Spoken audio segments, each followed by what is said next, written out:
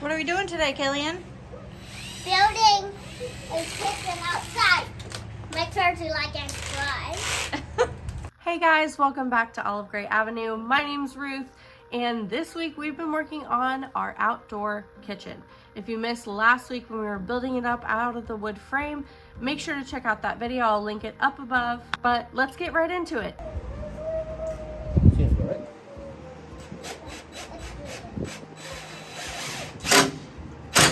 So to help with any potential fires that may happen, since it is a wood frame, I put the concrete board, but also I'm using this fire barrier sealant. I'm gonna put it on all the cracks here, and then we'll also be doing some paint, some high temp paint. Does it go I'll up show to you that. 2,000 or 4,000? 2,000. 2,000? Mm-hmm. 2,000 degree Fahrenheit. High So heat paint. we'll prevent any fires. It shouldn't get to the wood, anything like that. Yeah. Stuff is really dry.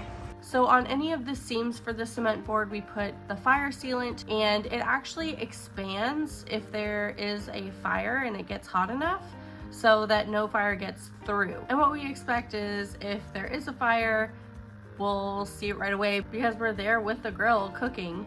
So we'll see it right away and be able to put it out, but that'll just limit any possibilities of fire getting through the cement board into the wood. It was a really weird consistency. It was really dry. It wasn't like caulk. It was hard to put on all the seams, so Steve did that, and then I went and smoothed it out like you would caulk.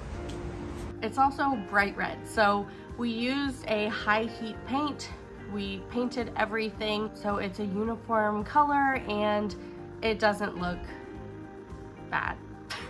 Originally, I thought maybe the high temp paint would add some extra protection, but it won't. It just will be fine in high heat. So that's fine for me. It's tiling day. I am so pumped. I love tiling. I painted in here. I ran out, so I'm gonna have to get more. But baby's asleep, so it's work time, so we're gonna get to tiling. So the back is what I'm gonna start with, because it's a different tile than I'm gonna do on the front, mainly because you'll never see both at the same time. This is cheaper, easier. I think it'll look good. Here are the tiles I'm gonna be using back here. They're just floor tiles. They're 36 inches, which is a little bit taller than I need, but it just makes so I have one tile. It's gonna look like wood slats back here. So it's gonna be pretty cool. I'm gonna take them, I'm gonna number them starting at this wall. I'm gonna line them up, mark a line and number them so I can cut them all at the same time and then tile them all right one after another. I cut everything down on my tile saw. The tile saw is super easy to use.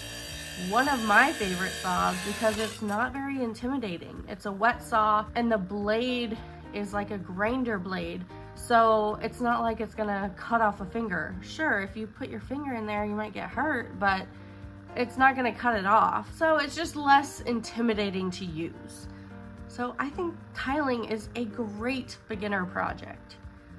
You can learn a lot of things. I would start with something small, but this is only like my third time tiling. It's really fun.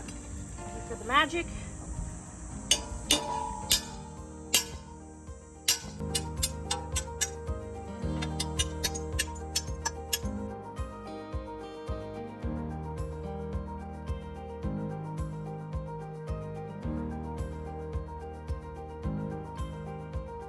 So the front and the back of the grill really won't ever be seen at the same time. So I decided to get these large 36-inch floor tiles to put on the back of the grill. It works out really perfectly because one tile fits from top to bottom. I only had to cut off about 1.5 inches or 2 inches at the top. So it covers the whole span, and I just had to line them up. And they're not black, but they're dark gray with some black in there, so I think it looks really good with the black pergola. So I lined up the tiles on the back side of the outdoor kitchen. I was kind of guesstimating the spacing. I don't really recommend this because I did have some errors in the spacing. I guess I spaced it out too much, but it worked out. It just wasn't what I originally planned. The spacing between the tiles is a lot larger gaps than I was planning for. I tiled into the night last night because it's so hot out during the day. I had some time at night to just knock it out while it wasn't 106 degrees. So I got everything done except for one on each end. I have some cleanup to do, but progress. Since these are considered large format tiles, I back buttered each of the tiles, just meaning that I put the tile adhesive on the back of the tile as well as on the actual cement board so that they both stick together really well. I went to the store, I got more paint to finish this off. I finished tiling the back, and now I'm gonna start on the front. This is going to look like a real outdoor kitchen in no time. I'm gonna start with this corner. I just feel like that's the best place to start. Now for the front of the outdoor kitchen. I found these stack stones at Lowe's. These stack stones actually match a wall that we tiled in the front of our house, so it kind of just worked out perfectly because it matches another space in our house without being too matchy-matchy. You can't see them at the same time, but it just kind of ties the whole house in together. Nice thick layer. What do you think? Is that a good thick layer? Yeah. And you're just gonna run it lightly over top. So start right here and then go up. Don't press hard. Just run it lightly like that. There you go. Up, up, up, up, up, up, up.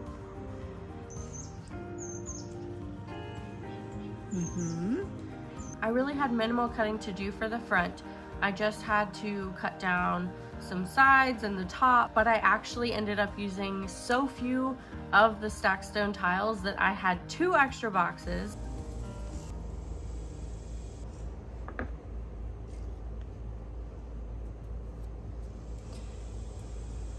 And I have so much grout left over from so many projects that I opted not to buy some new grout. I just use what I have. So I have this light gray grout that I am using on the back side of the outdoor kitchen, and then a beige on the front. This little corner in between the house and the outdoor kitchen is really all that I need for the front of the outdoor kitchen. Like I said, these are stacked stone tiles and they're like a dry stack, so you could grout them, but you'd have to grout everywhere and it's kind of crazy to try to get the grout off. I didn't cut this super well, so I have some adjustments to make. And I can't take it off, obviously, because it's adhesive up. So I went and got a tile cutting blade for the Dremel. That's what I'm gonna use. I'm just gonna hold it up and it'll be okay. Now this is purely a mistake. I didn't catch when I was putting up these tiles that they were off a little bit and I didn't cut them down enough.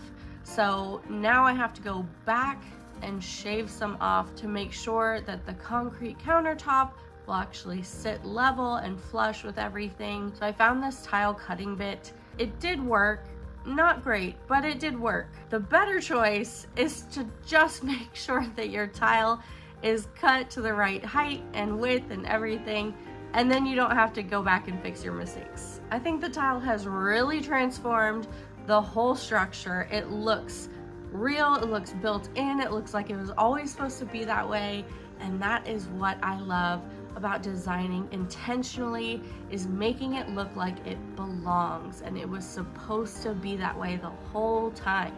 Next time when we come back, we are going to be pouring concrete countertops and finishing this baby off. So if you're not already subscribed, hit the subscribe button below and the bell to make sure you never miss our videos coming out. See you next time. Bye.